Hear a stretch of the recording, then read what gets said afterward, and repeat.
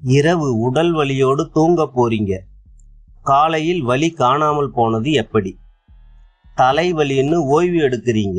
ஓய்வுக்கு பின் தலைவலி எங்கே போனது? உடைந்த பொருளை ஒட்டி பயன்படுத்தும் போது உடைந்த இடம் தனியாக தெரியும். ஆனால் உடலில் எலும்பு முறிவு ஏற்படும் போது மருத்துவர் உள்ளே பிளேட் வைத்து இணைக்கிறார். ஆனால் 6 வாரத்திற்கு பிறகு எலும்பு இயல்பு நிலைக்கு புதியதாக மாறுகிறது. இது எப்படி? உடலில் என்னதான் நடக்கிறது? விளக்கமா தெரிஞ்சுக்கலாம் வாங்க. நம்மிடம் யாராவது உலகின் சிறந்த மருத்துவர் யார் என்று கேட்டால் நாம் ஒரு பெரிய மருத்துவமனையின் பெயரையோ அல்லது ஒரு நிபுணரின் பெயரையோ சொல்லுவோம். ஆனால் உண்மை என்ன தெரியுமா? உலகின் ஆகச்சிறந்த மருத்துவர் உங்களுக்குள்ளேயே இருக்கிறார். ஆமாம், உங்க உடல்தான் என்று சொன்னால் நீங்க நம்புவீங்களா? யோசிச்சு பாருங்க. கையில் ஒரு சின்ன காயம் ஏற்படுது. நாம மருந்து போடுறோம். அந்த மருந்தா காயத்தை ஆற்றுகிறது? இல்லை. மருந்து என்பது கிருமி உள்ளே வராமல் தடுக்கும் ஒரு கவசம் மட்டுமே. அந்த சதையை ஒன்றோடு ஒன்று இணைத்து புதிய செல்களை உருவாக்கி அந்த இடத்தை பழையபடி மாற்றுவது உங்கள் உடல் மட்டுமே.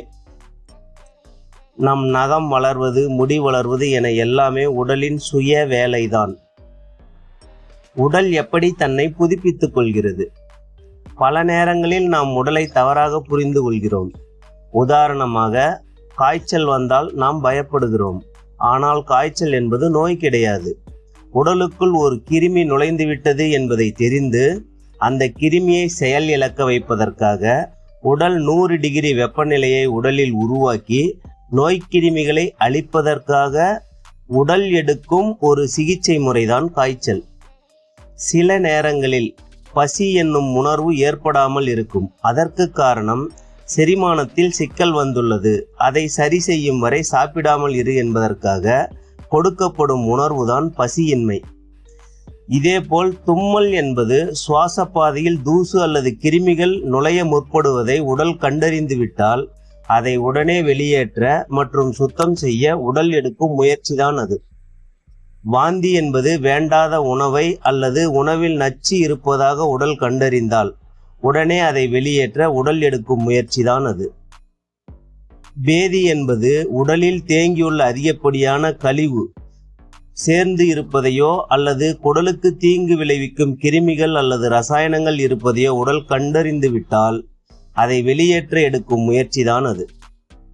சில நேரங்களில் அதிகமாக தண்ணீர் தாகம் எடுக்கும். உடல் உஷ்ணத்தை சமாளிக்கவும் நீர்க்கழிவுகளை முறையாக வெளியேற்றவும் உடலின் தண்ணீர் பற்றாக்குறையை வெளிப்படுத்தும் உணர்வுதான் தாகம் என்கிறோம். கழிவுகளை வெளியேற்றும் பணியில் உடல் ஈடுபடும் போது சக்தி முழுவதையும் அங்கேயே செலவழிக்கும். அதனால் உடலில் சோர்வும் பலவீனமும் ஏற்படும்.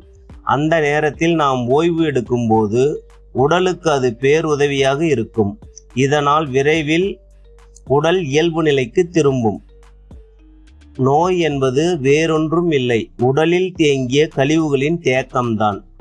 மலம், சிறுநீர், வியர்வை, மூச்சுக்காற்று இந்த 4 வழியாக உடல் கழிவுகளை தடையின்றி வெளியேற்றினால் உடலில் நோய்கள் உருவாகாமல் பாதுகாத்து கொள்ளலாம். இந்த சுத்திகரிப்பு வேலையை உடல் 24 மணி நேரமும் செய்து கொண்டேதான் இருக்கிறது. நாம் செய்ய வேண்டியதெல்லாம் அந்த வேலை நடக்கும் போது அதற்கு இடையூறு செய்யாமல் இருந்தால் மட்டுமே போதுமானது. உடல் இதை எப்படி செய்கிறது? உடலின் 5 புலன்கள் வழியாக மூளைக்கு தகவல் பரிமாற்றம் நடக்கிறது. உடலில் எங்கு சிக்கல் வந்தாலும் மூளைக்கு தகவல் செல்கிறது. அங்குள்ள நிலவரத்தை தெரிந்து கொள்கிறது. பின் ஹார்மோன் துணையோடு முதலில் மனதை சமநிலைப்படுத்துகிறது. மனம் சமநிலை அடைந்த பின் முழு சக்தியும் உடல் பிரச்சனையை தீர்ப்பதற்காக செயல்பட ஆரம்பிக்கும். சில ஹார்மோன்கள் துணையுடன் முதலில் வலியிலிருந்து நிவாரணம் தருகிறது. அதன் பின் பிரச்சனையை குணப்படுத்த ஆரம்பிக்கிறது. இதில் முக்கிய பங்கு வகிப்பது முதுகு தண்டுவடம்தான். ஏனென்றால் உடலில் எந்த ஒரு தகவல் பரிமாற்றம் நடக்க வேண்டுமானாலும் அவை முதுகுத்தண்டின் வழியாகவே மூளைக்கு தகவல்கள் பரிமாறப்படுகிறது. முதுகு தண்டுவடத்தில் ஏற்படும் தகவல் தொடர்பு தடையைத்தான் நாம் நோய் என்று கூறுகிறோம். இங்கேதான் எங்களை போன்ற மாற்று மருத்துவ பயிற்சியாளர்களின் வேலை தொடங்குகிறது. நாங்கள் நோயை குணப்படுத்துவதில்லை, மாறாக உங்கள் உடலில் தடைபெற்றிருக்கும் தகவல் தொடர்பை சீரமைக்கிறோம். சோர்ந்து போயிருக்கும் குணப்படுத்தும் ஆற்றலை முறையாக தூண்டுவதன் மூலம், சக்தியோட்ட பாதையை சீரமைப்பதன் மூலமும் அதன் செயல்பாட்டை ஒழுங்குபடுத்துகிறோம். குறிப்பாக பாத நரம்பியல் சிகிச்சை, வர்ம சிகிச்சை, அக்குபஞ்சர் சிகிச்சை போன்ற மருந்துகள் இல்லாத சிகிச்சையின் மூலம் அந்த உறுப்புகளுக்கு செல்லும் உயிராற்றலை முறையாக தூண்டும் போது உடல் தானாகவே தன்னை சரி செய்து கொள்ள தொடங்குகிறது. இதில் கவனிக்க வேண்டியது என்னவென்றால், எந்த சிகிச்சையை தேர்ந்தெடுக்க வேண்டும், எப்படி தேர்ந்தெடுக்க வேண்டும் என்பதில் விழிப்புடன் இருந்தால் ஆரோக்கியம் என்றும் உங்கள் வசமாக இருக்கும். எப்படி தேர்ந்தெடுப்பது? சமீபத்தில் தோன்றிய எல்லாவிதமான பிரச்சனைகளுக்கும் அக்குபஞ்சர் சிகிச்சை தேர்வு செய்வது சிறந்த பலனை தரும். சமீபத்தில் தோன்றிய பிரச்சனை என்னும் போது சக்தியோட்ட பாதையில் ஒரு சிறு தடை ஏற்பட்டிருக்கும். அதை குணப்படுத்த அக்குபஞ்சர் மாயாஜாலம் செய்யும். இதனால் அக்குபஞ்சர் சிறந்த தேர்வாக இருக்கும். நிவாரணம் கிடைக்கவில்லை என்று என்னிடம் வருவார்கள். தீர்வு கிடைக்காததற்கு காரணம் அக்குபஞ்சர் சிகிச்சையில் இல்லை, பிரச்சனையின் தீவிரத்தை புரிந்து கொள்ளாததுதான் இதற்கு காரணம். அவர்களுக்கு பாத சிகிச்சை செய்த உடனேயே வித்தியாசத்தை உணர்வார்கள். காரணம், நாள்பட்ட பிரச்சனைகளுக்கு பாத நரம்பியல் சிகிச்சை உடனே நிவாரணம் தருகிறது. ஏனென்றால் மாதக்கணக்கில் அல்லது வருடக்கணக்கில் இருக்கும் பிரச்சனைகள் உள் உறுப்புகளின் செயல்பாட்டில் தடை அல்லது பலவீனம் இவற்றை குறிக்கும். இதை பாத நரம்பியல் சிகிச்சை எளிதாக கையாளும் திறன் கொண்டது. பாத சிகிச்சைக்கு பிறகும் உடல் உபாதை குறையவில்லை என்றால் அது பிரச்சனையின் தீவிரத்தை குறிக்கிறது. இதற்கு வர்ம சிகிச்சையை தேர்ந்தெடுப்பது சிறந்த தீர்வாக இருக்கும்.